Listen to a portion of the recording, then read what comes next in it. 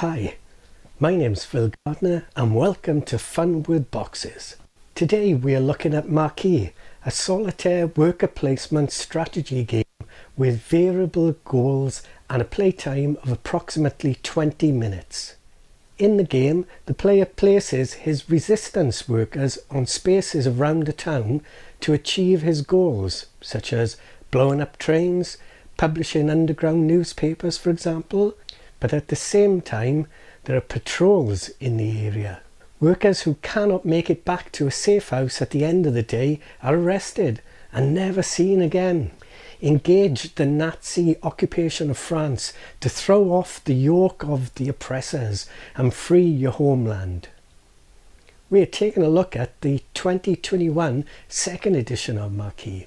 I did not realise until I started some research that even though my version of the game has 2019 printed on the box, it is in fact the 2021 second edition version, as the word choking has been spelt correctly in the warning choking hazard on the back of the box. So something to be aware of when looking for the game. That's how you identify whether or not it's the second or first edition of the game. Remember, choking is spelt incorrectly on the first edition. The second edition improves on the original game by adding 4 new mission cards, 12 new resource tokens and 3 new spare room tiles which you can use to change the playing board. Okay, so let's take a Fun with Boxes look at what you get inside this small box game.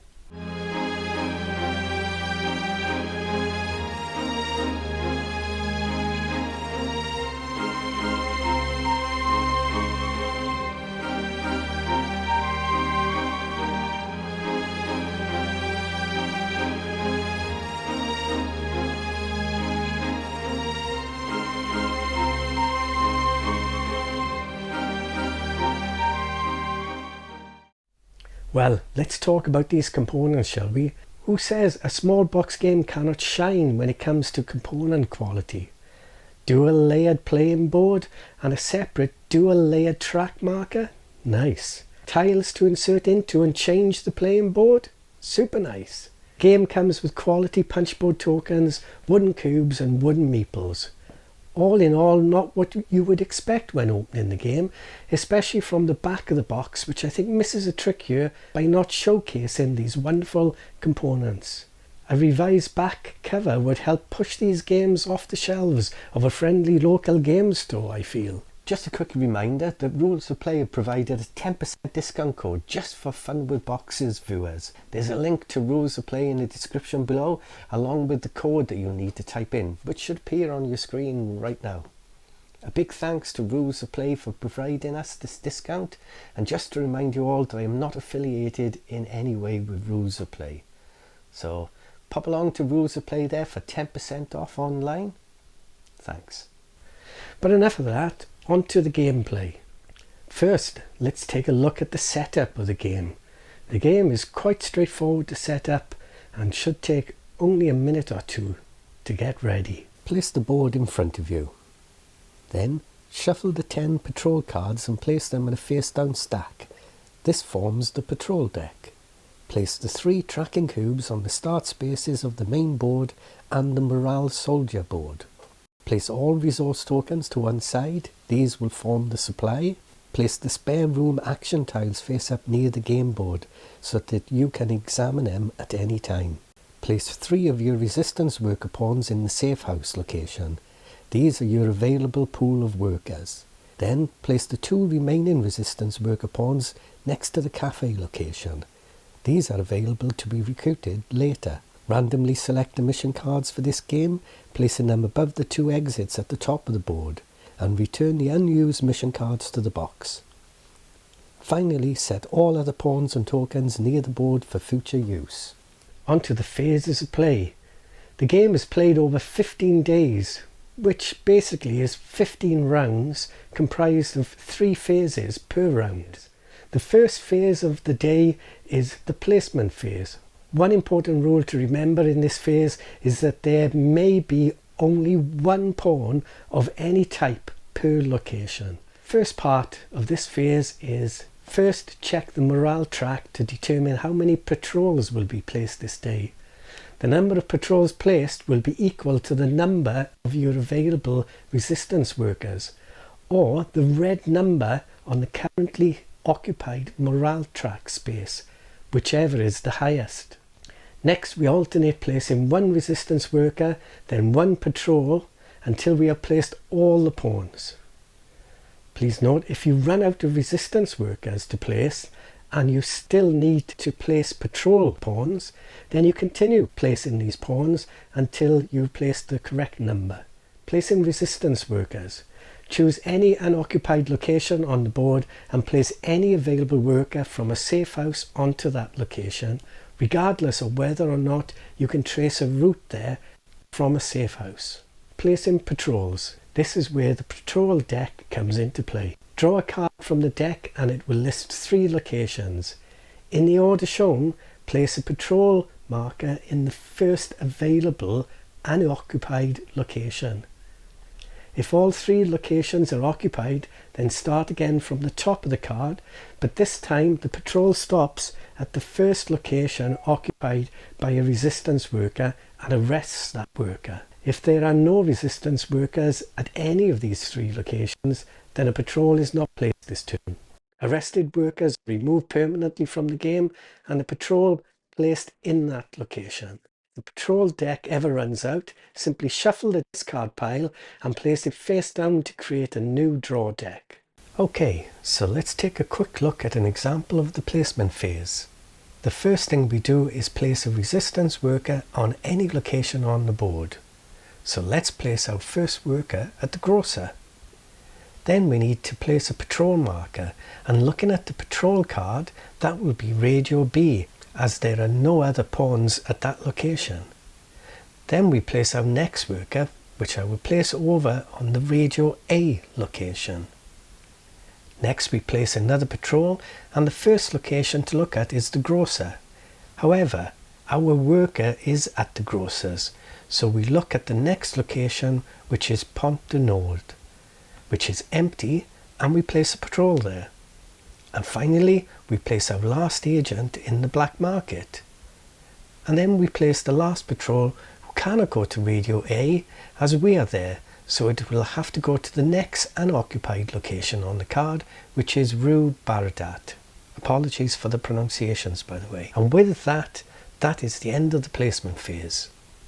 By default, all patrols are the blue Milice pawns. If the soldier track ever advances into or beyond the first space, then you must place soldiers equal to the current soldier track level in place of patrols on a 1-to-1 basis. And the soldier pawns are always placed last. For example, if the soldier track is on 1 and you are due to place 4 patrols, you will first place 3 blue pawns and then 1 red soldier pawn. Action phase.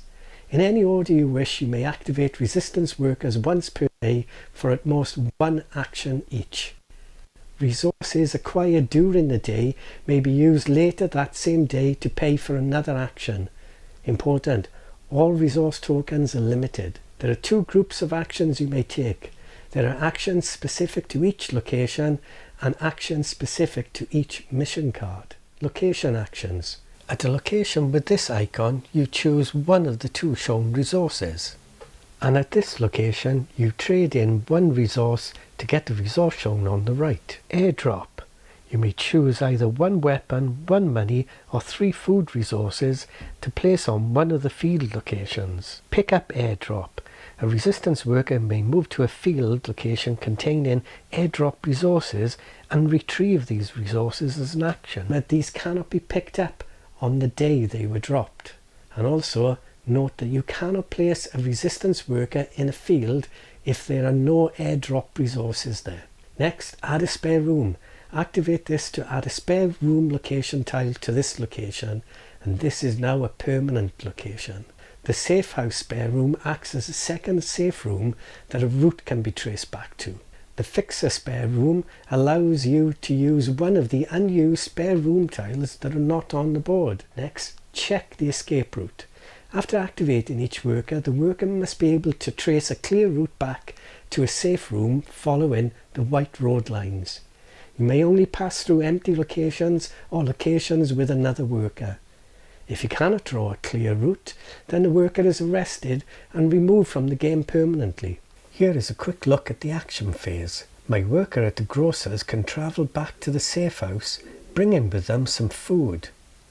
My worker at the black market can also travel back to the safe house. However, my worker at the doctor's is not so fortunate. They are trapped by the patrols and unable to get back to the safe house with the medicine I wanted. Unfortunately, they will be arrested and removed from the game. My worker at the black market, whilst they will not have the medicine now to use, they can use the food I collected from the grocer, and they can trade that in for some money and also lower the morale track by 1. If the worker is arrested, you can only retrieve the rewards if the location has an orange shield with a white star. Otherwise, the worker never makes it back to the safe house. Oh dear.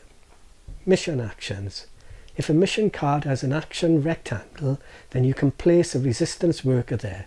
The card is connected to the town through its exit. Use yellow cube markers to track your progress and complete numbered successes in numerical order.